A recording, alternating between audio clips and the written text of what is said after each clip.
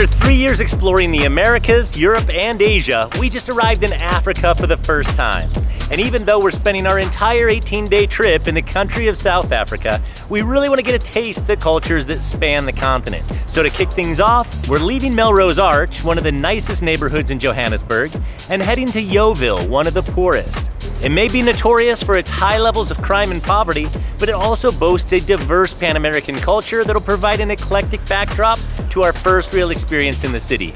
Let's get to it. We're the Lockwoods, and we're traveling the world to experience up close and in person all the natural wonders and distinct cultures that our kids would otherwise see only in textbooks and TV. This is our 4th continent and our 23rd country. We are so excited to be here. It's been at the top of my bucket list for a very long time to do an African safari, and Johannesburg is the first of 5 visits we're doing on this whole South African trip. And I get to break in my new purse. It's Teddy Blake, and it has really high quality leather, but at a much more affordable price. You don't have to pay thousands for a purse like this. But Cole, you're the leather expert. How good is this leather? It's smooth and nice, and I would recommend buying it. He actually makes wallets in his spare time, but it smells really good. The leather, that came out weird. All right, well, let's put it to use and get going. We've got to get our car. We're going to Yeoville. We're staying at the Marriott in Melrose Arch, which is just south of Sandton, which is the richest square mile in all of Africa, the whole continent. Our room is literally above a car dealership, and what do they sell, Colt? Armored cars and McLarens, Ferraris, and Aston Martins. We're gonna go shopping. Yeoville is less than 10 kilometers south, but will feel like worlds away in terms of wealth. This is an area that a lot of locals won't even go to, but we should be good because we're meeting a guide there. And we're gonna keep our kids and our belongings really close. The guide's a kidnapper. The guide is not a kidnapper. We are officially in Yeoville right now, and there is a distinct shift in the cleanliness of the city. We're also passing some parks that are frequented by drug addicts.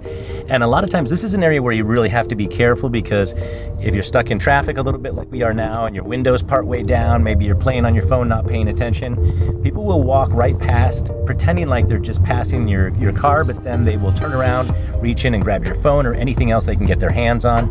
One cool thing though is stationed around some of the medians and the intersections here are some locals who kind of serve as security. They're keeping an eye out and helping to warn people, just keep an eye on everything that's going on to keep it a little bit safer.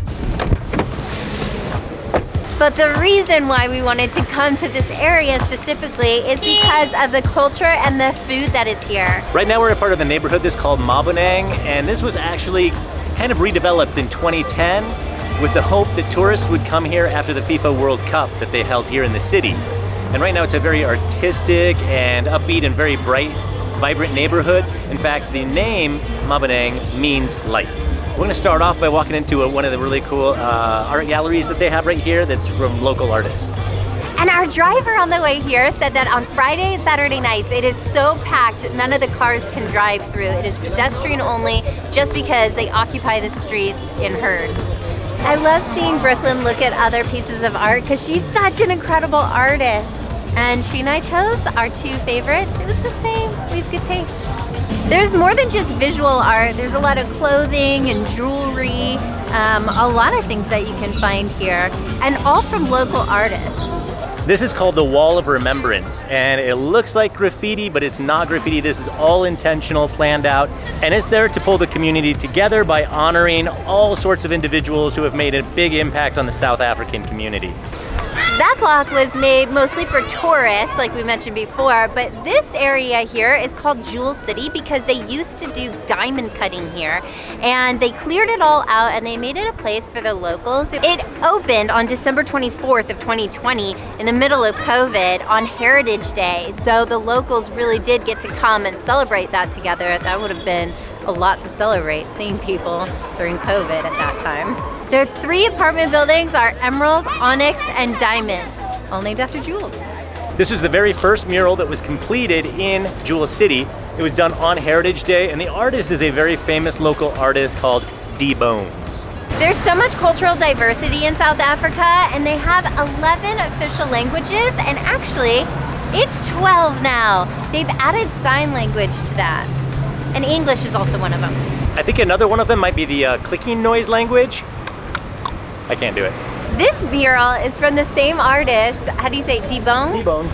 D-Bones. From the same artist, D-Bones. And it is the actress that is in The Woman King. I believe it's the one that plays the main character, the daughter. And it looks exactly like her.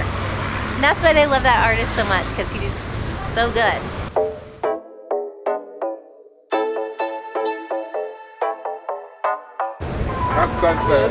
Traffic does not stop for you here. Kind of reminds me of Kuala Lumpur. Except they don't even have crosswalk lights here. And now we've crossed the street into Access City, and it's the beginning of this 100-meter long mural. And there are different little pictures or paintings every couple of yards. Look, I mixed up yards and meters. I'm so American. One of these was on the cover of Time magazine in 2014, and we're gonna see if we can guess which one. This was the one that was on Time magazine. The reason this is called Access City is because this is the area that allowed the tourists to have access from the World Cup Stadium to Maboneng. Which is where we started. This is called Common Ground, and the idea was to have an area for smaller vendors to be together, but unfortunately during COVID, a lot of them didn't survive, but some of them did. I should clarify, the businesses didn't survive.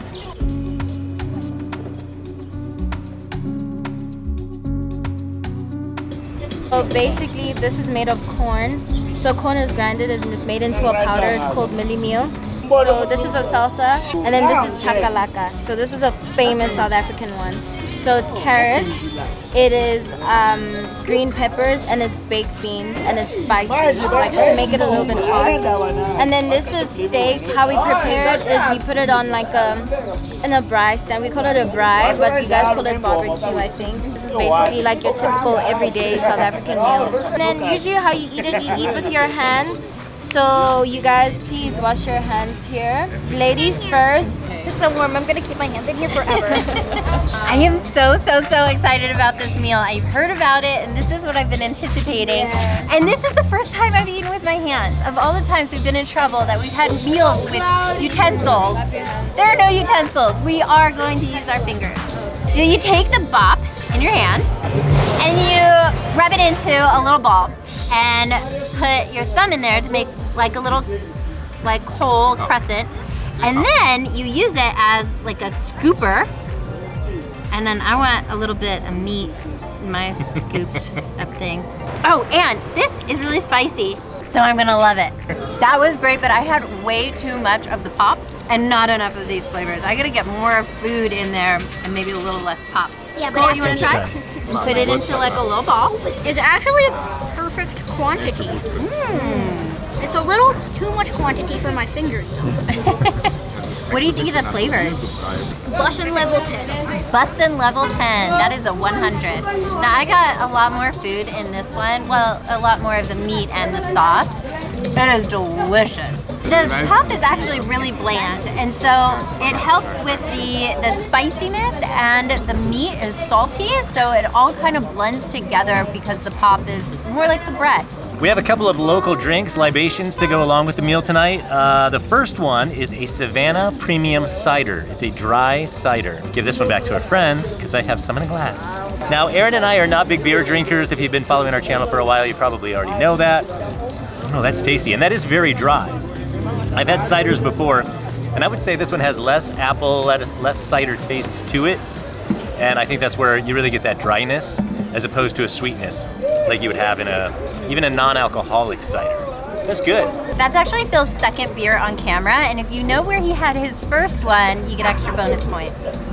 California. You're not supposed to say it. And there's a second ale. This one is fun and pink. It's a brutal fruit ruby apple spritzer. It almost tastes like champagne or like a sparkling juice. Like it's really, really fruity and super light. I've got to get another bite before we move on because the sun is going down, and we have other countries to taste because this is just the South African bite that we're having. And I'm gonna end it well with this sauce here. It is so delicious. It's made with lots of carrots and some beans and spices. I either get We can't help but notice another piece of art. It looks like Muhammad Ali, but you would be wrong, just like I was wrong. It's actually Nelson Mandela, because he was a big boxing fan and he trained a lot before he went to prison. Well, our next stop for food is Nigerian, and it's right here at a place called Triumph's Kitchen. But if you hear that generator going in the background, that's because we're in the middle of load shedding, which is a big thing here in South Africa, where the power grid basically has periods of time throughout every day where certain neighborhoods lose their power for a certain amount of time. Sometimes it can be hours on end. My friend actually hooked me up with a mobile app so you could track this and be able to plan around it for each neighborhood that you're going to be in. But right now, the restaurant has no electricity, so Angela's seeing if they can even cook the meal. And even if they can, it looks like we're gonna be eating in the dark. And it looks like they're setting up a table, so we're gonna try. Woo, and then there's light. Came back on, all right. My favorite drink is gombot. We're learning the clicking sound language. So the Q makes a sound like where you smack your tongue at the top of your mouth. And I believe we're gonna be served pop with amanina.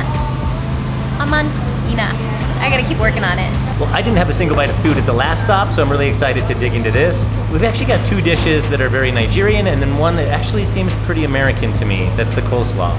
A little taste from home, Angela said. So the rice here has Nigerian spices in it, and then kind of the same thing with the beef stew.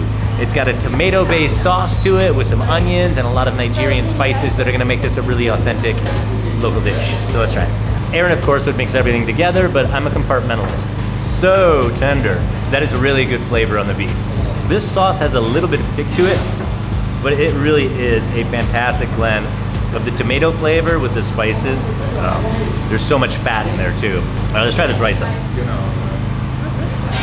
I wish I knew what spices were in there because that's really unique. It looks like a Spanish rice, but it tastes nothing like a Spanish rice. So those would be the Nigerian spices. But because of some of those spices, you got a little bit of the tingle on the tongue. Definitely didn't expect it to taste like that. It's not a bad thing. It's pretty good. A little bit spicy, tangy bit. It's like a barbecue. These chunks are so huge. I'm hardly gonna fit it. The chunks of meat are so big, but it is really tender. It's easy to chew, even with a big full mouth. It just takes a while. But we have 2 other countries to taste. I don't know if we can finish it all. I really hate for it to go to waste. You know I hate wasting food. Actually, they donated to the homeless. I love that. I love that. Big thumbs up. Let's go taste those other 2 countries.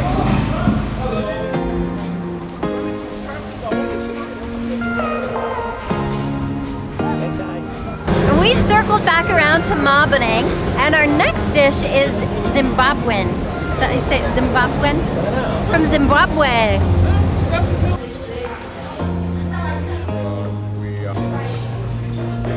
I think Heineken might be the official beer of Johannesburg. So we get to wash our hands again. I hope we get to eat with our hands again. This is actually called dumpling, even though it looks like bread. It's actually called dumpling. And you just grab a piece of this, dump it in the sauce, the gravy, and then do I eat it with a piece of cow head? Yeah. The dumpling is very bready. The cow head has a perfect texture. It's like soft and chewy almost. So it has a little bit different texture than bread. It's a little bit softer, moister, and grainier. But I'm gonna try this over here. This is a different grain from Zimbabwe. It's kind of like corn, but it's boiled so that it puffs up, and it also has some beans in there. It's called Sam. Do I dunk this in the gravy too? I'm gonna do the same thing Colt did. And yeah, you heard him right, it's cow's head. The gravy is really good. I'm glad that I have it there to make it really, really moist and pull it all together. But gravy, I would say, is kind of oily. And the meat is really tender. I thought it was gonna be chewy. It's not at all. It's got some, it's grizzle to it. Wait, is that right? It's got some gristle to it, but a really good beef flavor. I mean, it tastes just like any other part of the cow. But there's also some peppers that we can put on it. So I'm actually gonna use the bread. Dumpling! I gotta put those peppers on there. And the peppers add just a little bit of that pepper flavor, but with a lot of heat. The peppers in South Africa are super hot. We've been all over the world, and I've been saying, like, it's not hot enough, it's not hot enough. It's on track.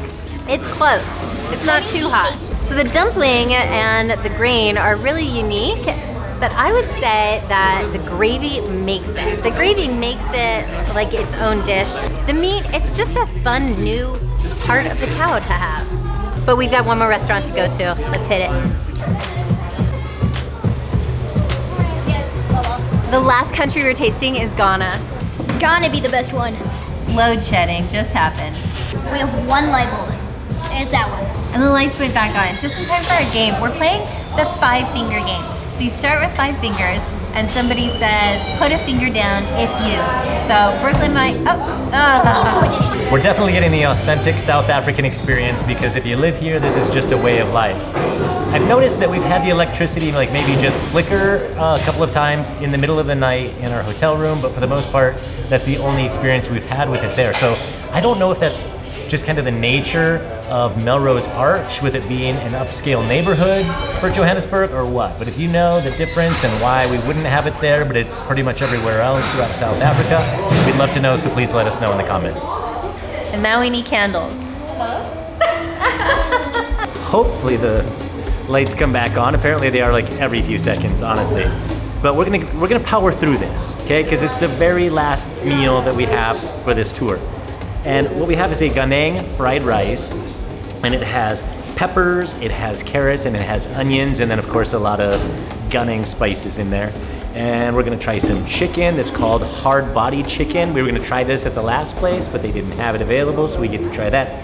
And then a very unique salad. So first we're gonna try the fried rice, but I wanna use some of the sauce, and there are 2 sauces here. So this one's just a tomato sauce, and then this one's the spicy chili sauce. Kind of sneaks up on you a little bit.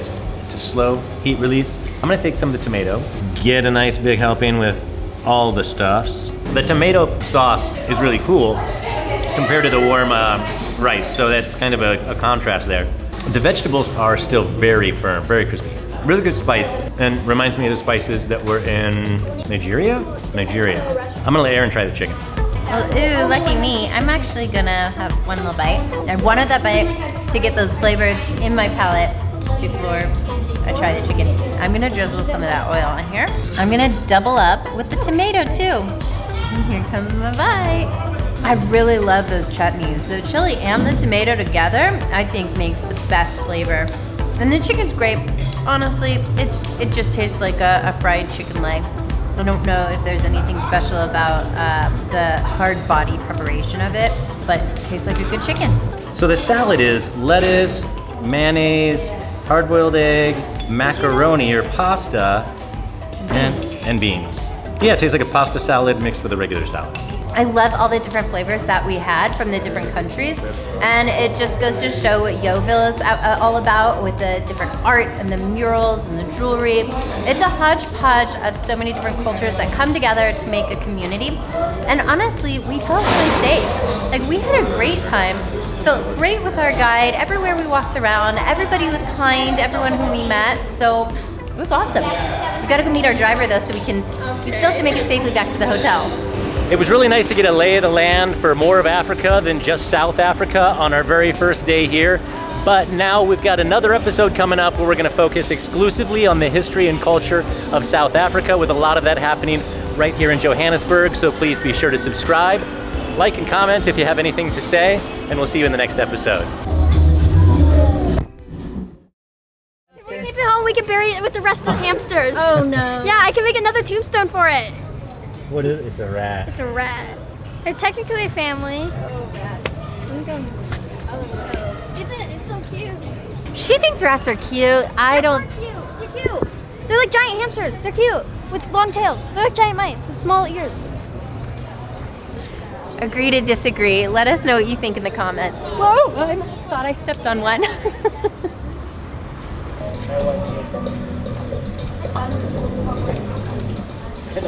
Tastes like flavored. It tastes like wine with extra alcohol and a little less grape wine. What about the apple? Is there apple in there? No. No apple. He's never wrong, but he's wrong. What's wrong on that one? There's no apple. I'm sorry, but there's no apple. I'm sorry, but that's a lie. Good one.